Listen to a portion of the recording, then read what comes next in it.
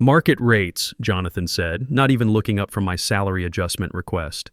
Just 2 words, but they hit me like a punch to the gut. I couldn't believe what I was hearing. After everything I'd done for this company, these new graduates bring fresh perspectives, contemporary skills, he continued, finally glancing up. They've been trained on systems you've had to learn on the job. Fresh perspectives, that's what he called it. But here's what really got me. These kids were making 50% more than me. 50%. And I'd been there 7 years. My name is Anthony Caldwell, I'm 47 years old, and until that Friday afternoon meeting, I thought I was one of Jonathan Whitfield's most trusted employees at TechFlow Dynamics. Let me back up a bit. I started at this place when I was 40, employee number 8. Jonathan's fintech startup was just getting off the ground, and honestly, it felt like joining a family. The whole team was cramped into this tiny office space, working crazy hours, but we believed in what we were building. Now, 7 years later, we've got 180 people across 2 offices. Not bad for a company that started with 8 guys and a dream, right? I'd been through everything with Jonathan. When we couldn't make payroll that second year and he asked us to take a 50% pay cut for 2 months, I said yes without hesitation. When our biggest client threatened to walk because our software had bugs, I spent 4 straight days rewriting code to save the deal. When Jonathan's father passed away, I basically ran both our departments for 3 weeks so he could handle family stuff. During those early days, Jonathan used to say, "We're all in this together. When we make it, we all make it." I believed him. Maybe I was naive, but I really thought he meant it. The company started making money, first million, then 10 million. Jonathan bought himself a Porsche, then a lake house. Me? I got my standard 2% raise every year. After 7 years, my salary had gone up exactly 14.9%. The company's revenue had gone up about 2,000%. But I kept telling myself it would pay off eventually. Jonathan always said soon when I asked about promotions, next quarter when I brought up market rates, after this project when I mentioned that other companies were paying senior engineers a lot more. Then last week, something happened that changed everything. Our payroll system had a glitch. Nothing major, just a temporary access issue that let some people see compensation data they normally wouldn't. I wasn't trying to snoop. I was just checking my own pay stub when I noticed the salary breakdown for our new hire cohort. The numbers made me sick to my stomach. These fresh college graduates, kids with 0 real-world experience, were starting at $85,000. I was making $57,000. They were making nearly 50% more than me on day 1, and I'd been building this company for 7 years. I couldn't stop staring at those numbers. How is this even possible? That's when I started digging a little deeper into my old emails, looking for clues about how we got to this point. And buried in my inbox from 3 years ago, I found something that made my blood boil. It was an email chain between Jonathan and Stephen Walsh, our CFO. The subject line was Anthony Caldwell, compensation review. Jonathan had written, "Keep Anthony at current level. He's too valuable in his position to promote, and he's unlikely to leave. He's emotionally invested in our story, and the sunk cost is too high for him to walk away. Standard 2% annual adjustment only." Stephen's reply, "Agreed. Same strategy for Martinez, Thompson, and the other early hires. They're locked in psychologically." Locked in psychologically. They were deliberately keeping me underpaid because they thought I wouldn't have the guts to leave. I sat there in my cubicle reading that email over and over, all those times I'd asked for raises, all those promises about next quarter and after this project. It was all calculated. They knew exactly what they were doing. The worst part? They were right. I had been emotionally invested. I had bought into the whole family narrative. I'd turned down 2 job offers in the past 3 years because I believed in what we were building together. But reading that email, I realized I wasn't building anything together with these people. I was just another line item in their cost management strategy. I spent the rest of the day acting normal, but inside I was planning. If they thought I was locked in psychologically, they were about to learn how wrong they were. That night, I called my buddy Patrick Henley. He's our IT manager, been there almost as long as me. We'd worked together on a major system upgrade a couple years back when his assistant quit, and we'd become pretty good friends. "Patrick, I need to ask you something, and I need you to hear me out before you say no." "Sounds serious. What's going on?" I told him about the payroll glitch, the salary numbers, the email I'd found. His reaction was immediate. "Are you kidding me? They're doing this on purpose? That's what I want to find out. I think it's bigger than just me. Can you help me get the full compensation data for everyone who's been here more than 2 years compared to new hires? There was a long pause. Tony, that's against company policy. Could get us both fired. What they're doing might be illegal. Age discrimination, maybe wage theft. I need to know how bad it is. Another pause. Meet me at Murphy's bar tonight. 8 p.m. We need to talk about this in person. Murphy's is this dive bar about 20 minutes from the office, the kind of place where nobody from TechFlow would ever go. When I got there, Patrick was already nursing a beer in a corner booth. You sure about this? He asked as I sat down. I showed him the email on my phone, watched his face change as he read it. Holy crap, this is really messed up. He finished his beer in one long gulp. Look, I can't give you direct access to the database, but sometimes I run audit reports for compliance purposes. Sometimes those reports sit in a shared folder for a few hours before I move them to the secure server. I got what he was saying. When might you run your next audit? Maybe Sunday night. Maybe I'll forget to move the file until Monday morning. Sunday night, I barely slept. Monday morning at 6 a.m., I found Patrick's audit report in the shared folder. What I saw made me realize this was way worse than I'd imagined. The data was damning. Every single employee who'd been with the company more than 3 years was making significantly less than market rate. The gap averaged 35% below what they should have been earning. Meanwhile, new hires were coming in at or above market rates. But that wasn't even the worst part. There were more emails in the file. Internal communications between Jonathan and the executive team where they actually had a name for what they were doing. Retention cost management strategy. They'd identified employees with high company loyalty indicators, people like me who'd been there from the early days, who'd made sacrifices, who believed in the mission. Then they deliberately kept our pay low, betting that we were too invested to leave. They had turned our loyalty into a weapon against us. As I sat there at my kitchen table at 6:30 in the morning, looking at all this evidence, I knew I had two choices. I could find another job, quietly leave, and pretend none of this ever happened. Or I could do something about it. I'd always been the loyal employee, the team player, the guy who never rocked the boat. But that was about to change. Monday morning, I walked into the office like nothing had happened. But everything was different now. I knew what they were doing. I had proof. The hardest part was acting normal around Jonathan. When he walked by my desk and said, "Morning, Tony," with that same friendly smile, I had to force myself to smile back. This guy had been screwing me over for years, and he acted like we were still buddies. I spent the morning going through the data Patrick had gotten me. The more I dug into it, the angrier I got. It wasn't just me getting the shaft. There were 23 other long-term employees in the same boat. People who'd given years of their lives to this company, only to watch new college kids walk in making more money on day one. Take Christina Martinez, for example. She'd been our lead developer for 5 years. Brilliant programmer, knew our entire system inside and out. She was making $62,000. The kid we hired last month to work under her? $78,000. That's a 26% gap for someone with a fraction of her experience. Or Daniel Thompson in product management. 6 years with the company, helped design half our core features. His salary was $71,000. The new product manager we brought in from Google was starting at $95,000. Same role, same responsibilities, but 34% more money because he was fresh talent. The pattern was everywhere. If you'd been loyal to TechFlow, if you'd stuck around through the tough times, you were being punished for it financially. But here's what really got me fired up. I found emails showing that Jonathan and Steven knew exactly what the market rates were. They had salary surveys, compensation studies, the whole 9 yards. They knew they were underpaying us. They just didn't care. In one email from last year, Steven had written, "Our retention costs are 23% below industry average. The loyalty factor is working exactly as predicted." Loyalty factor. Like we were lab rats in some experiment.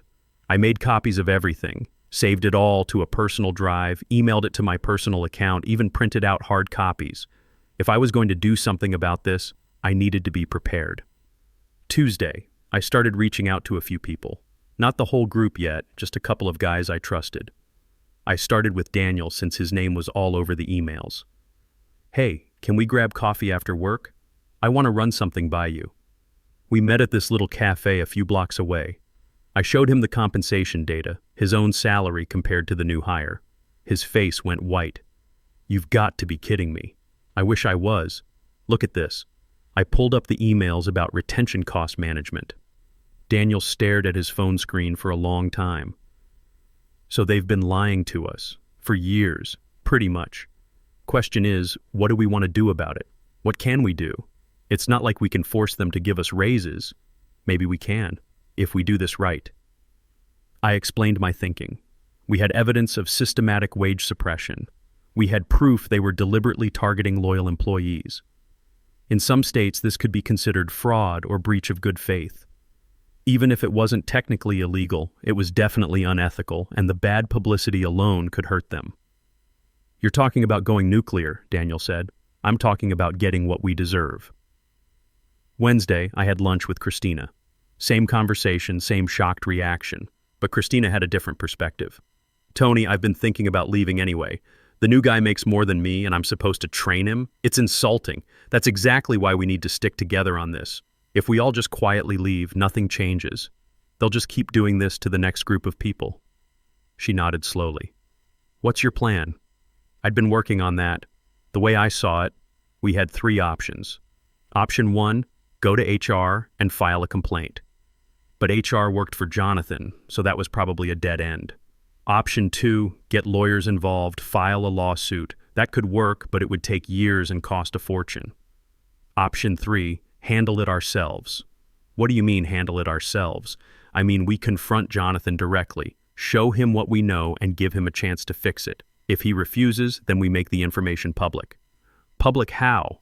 Company-wide email. Let everyone know what's really going on. Christina whistled low. That would definitely get his attention. The question is, would it get results? Thursday, I brought Daniel and Christina together for a longer conversation.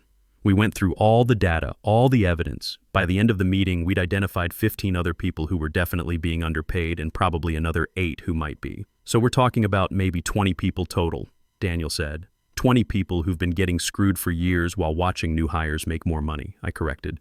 We decided to reach out to a few more people, very quietly. By Friday, we had 8 people who knew what was going on. All of them were angry. Most of them were ready to do something about it. But I knew that if we were going to make this work, I needed to be the one to take the lead. I was the one who'd found the evidence. I was the one with the least to lose. At 47, with my daughter already out of college, I could afford to take some risks. Friday afternoon, I made my decision. I was going to request that meeting with Jonathan. I was going to ask for a raise to market rate. And when he inevitably said no, I was going to show him exactly what I knew. But first, I needed to prepare. If I was going to walk into Jonathan's office and basically threaten him, I needed to have my ducks in a row. Saturday morning, I drafted 2 documents. The first was a comprehensive report showing the pay disparities with names, numbers, and percentages. The second was a proposed solution, immediate raises to bring everyone up to market rate plus back pay to compensate for years of underpayment. I ran the numbers. Bringing all 23 long-term employees up to market rate would cost the company about $680,000 in immediate adjustments, plus maybe another $400,000 in back pay. Sounds like a lot, but for a company pulling in over $15 million a year, it was totally doable. It would cut into executive bonuses for maybe 2 quarters. Sunday, I wrote my resignation letter, just in case. If Jonathan called my bluff and told me to walk, I wanted to be ready. But I also prepared something else. A company-wide email explaining everything. Names, numbers, evidence, the whole story about how loyal employees were being systematically exploited. I wasn't planning to send it. It was insurance. A way to make sure Jonathan understood that I wasn't just some disgruntled employee making empty threats. Sunday night, I barely slept. Monday morning, I was going to walk into Jonathan's office and change everything. One way or another, the lies were going to stop. I just hoped I had the guts to see it through. Monday morning came faster than I wanted. I got to the office early, around 7 a.m., and sent Jonathan a meeting request for 2 p.m. Salary review discussion was all I put in the subject line. He accepted within 10 minutes, probably figured it would be the same conversation we'd had a dozen times before. Me asking for a raise, him giving me some excuse about budgets and timing. He had no idea what was coming. I spent the morning acting normal, but my heart was pounding. Every time someone walked by my desk, I felt like they could tell I was planning something. Christina caught my eye around lunch and gave me a little nod. Daniel did the same thing. They knew today was the day. At 2 p.m. sharp, I walked into Jonathan's corner office. Same setup as always. His huge desk, expensive chair, windows overlooking downtown. The power dynamic was built right into the furniture. "Tony! Good to see you. How's the Henderson project coming along?" "Small talk, like we were old friends." I sat down across from him and pulled out my folder. "Henderson's fine. I wanted to talk about my compensation." His expression shifted slightly. "Here we go again," you could see him thinking. Sure. I know it's been a while since your last review. The thing is, with the current market conditions..." I interrupted him. "Jonathan, I know about the retention cost management strategy." He stopped mid-sentence, just stared at me for a second. "I'm not sure what you mean." I pulled out the printed email and placed it on his desk, the one where he'd written about keeping me locked in psychologically. The color drained from his face as he read it. "Where did you get this?" "Doesn't matter. What matters is, I know what you've been doing. Not just to me, but to Christina, Daniel, and about 20 other people who've been loyal to this company." He picked up the email, read it again. I could see his mind racing, trying to figure out how bad this was. "Tony, you have to understand, business is complicated. We have to balance compensation with other factors." "Cut the garbage, Jonathan.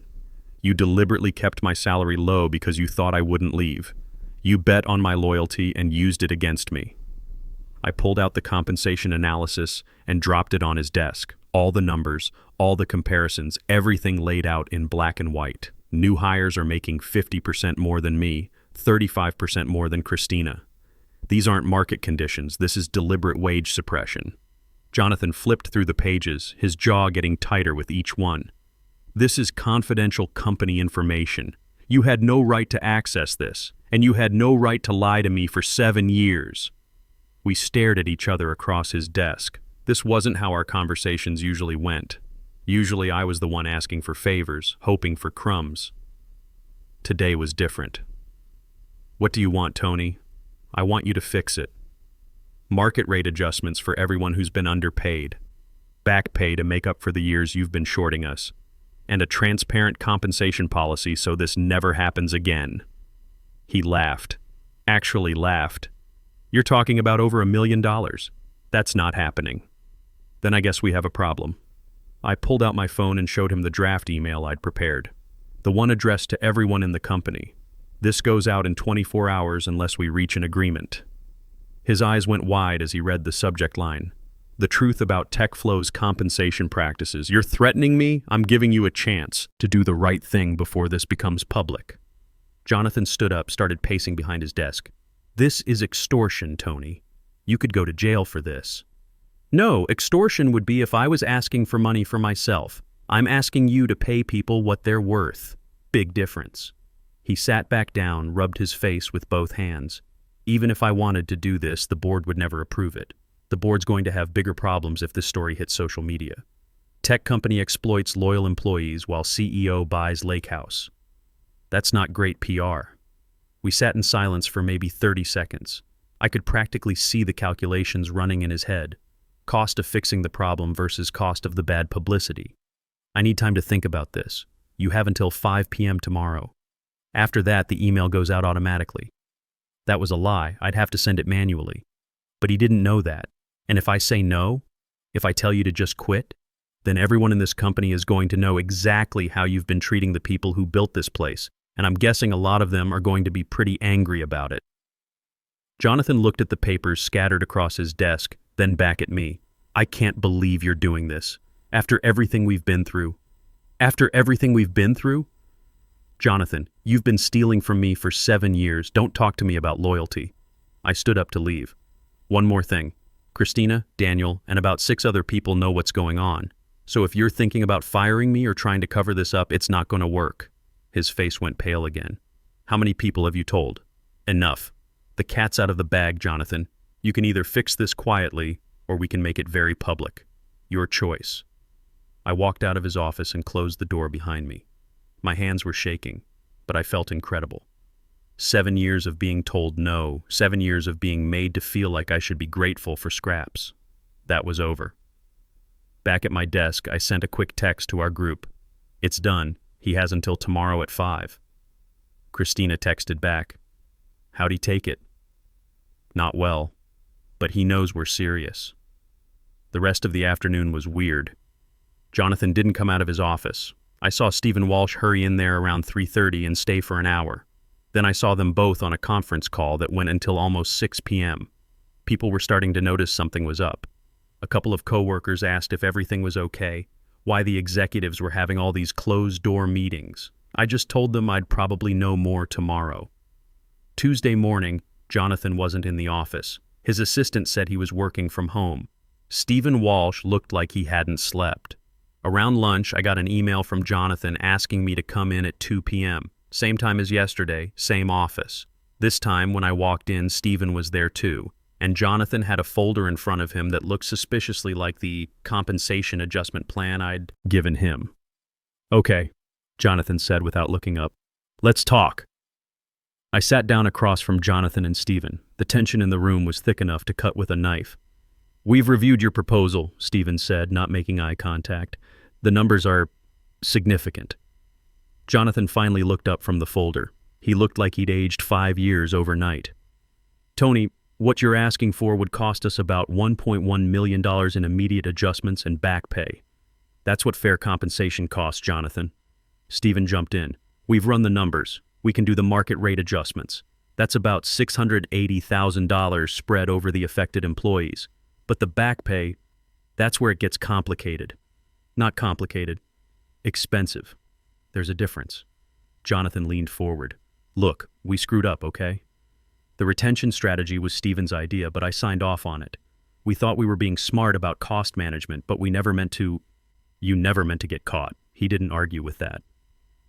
Here's what we can do, Stephen said, sliding a paper across the desk. Immediate market rate adjustments for all affected employees. Average increase of 38%. That brings everyone up to current industry standards. I looked at the numbers. My salary would go from $57,000 to $84,000. Christina would jump from $62,000 to $89,000. Daniel would go from $71,000 to $98,000. What about back pay? We can't do full back pay, Jonathan said. It would bankrupt us. But we can do partial compensation. Maybe 25% of what we should have been paying over the past 3 years. I did quick math in my head. For me, that would be about $20,000. Not everything they owed me, but better than nothing. When? Salary adjustments effective immediately. Back pay compensation in the next paycheck. And the transparency policy? Stephen nodded. Annual compensation reviews with market data. All salary ranges posted internally. No more secret deals. I sat there for a minute thinking it over. It wasn't everything I'd asked for, but it was real money, real change. And it would help 23 people who'd been getting screwed for years. What about Christina, Daniel, and the others? They get the same deal? Everyone gets the same deal, Jonathan confirmed. And no retaliation? No suddenly finding reasons to fire people who were part of this? No retaliation. You have my word. Your word doesn't mean much anymore, Jonathan. He winced at that, but didn't argue. We'll put it in writing, Stephen said. Legal document, signed and witnessed. I thought about the email sitting in my drafts folder, the one that would blow this whole thing wide open if I sent it. I still could. Even with this deal, I could still expose what they'd been doing. But looking at the numbers on the paper, thinking about Christina getting a $27,000 raise, about Daniel finally getting paid what he was worth, this was real. This was happening right now. Okay, I said, we have a deal. Jonathan actually looked relieved. Thank you, Tony. I know this hasn't been easy. Don't thank me yet. You've got 22 other people to convince that you're serious about this. The rest of that week was wild. Jonathan called individual meetings with every affected employee. Had to explain the new compensation structure, the back pay, everything. Some people were happy. Others were furious that it had taken this long. Christina was one of the happy ones. I can't believe you actually pulled this off, she said when we grabbed coffee Thursday. I was ready to start job hunting. Daniel was more skeptical. This is nice and all, but what's to stop them from pulling the same crap in a few years? That's why we got the transparency policy, I told him. Annual reviews, posted salary ranges, market data. Harder to hide stuff when everything's out in the open. By Friday, word was getting around the office that something big had happened with compensation. People were getting raises, back pay was showing up in accounts. The new hires started asking questions about why everyone was suddenly in such a good mood. Jonathan sent out a company-wide email that Friday afternoon, very carefully worded, talked about inconsistencies in our compensation structure and bringing all employees up to current market standards. No mention of the retention cost management strategy or the deliberate underpaying. Just corporate speak about doing better going forward. I could have sent my email then, could have told everyone the real story about how their loyal colleagues had been systematically exploited. But you know what? The problem was fixed. People were getting paid fairly. Sometimes that's enough. 3 months later, I got a job offer from another company. Senior engineering manager position, $105,000 base salary plus stock options. A 25% bump from my new TechFlow salary. I went to Jonathan's office to give my 2 weeks' notice. "Can't say I'm surprised," he said when I handed him the letter. "Still mad about everything?" "Honestly, not really. You fixed the problem. People are getting paid fairly now. That's what mattered. Any chance we could match the offer? Keep you around?" I thought about it for maybe 2 seconds. "No, too much history here." He nodded. "I get it. For what it's worth, you taught me something important about how to treat people. Just don't forget the lesson." My last day at TechFlow was weird. 7 years of my life, and I was walking away. But not because I was getting screwed anymore, because I was ready for something new. Christina threw me a little going-away party. Daniel made a speech about how I'd saved everyone's bacon. Even some of the executives showed up, which was awkward but nice. 6 months later, I heard through the grapevine that TechFlow had hired a compensation consultant and completely overhauled their pay structure. Market rates across the board, regular reviews, the works. Apparently the board had gotten wind of what happened and decided they didn't want any more retention cost management strategies. The best part? 3 more. People from our original group got promoted to management positions. Turns out when you pay people fairly, they stick around and do good work. Who knew? These days I'm doing well at my new company. Making good money, working with people who respect experience, no games or manipulation. Just honest work for honest pay. That's really all I ever wanted.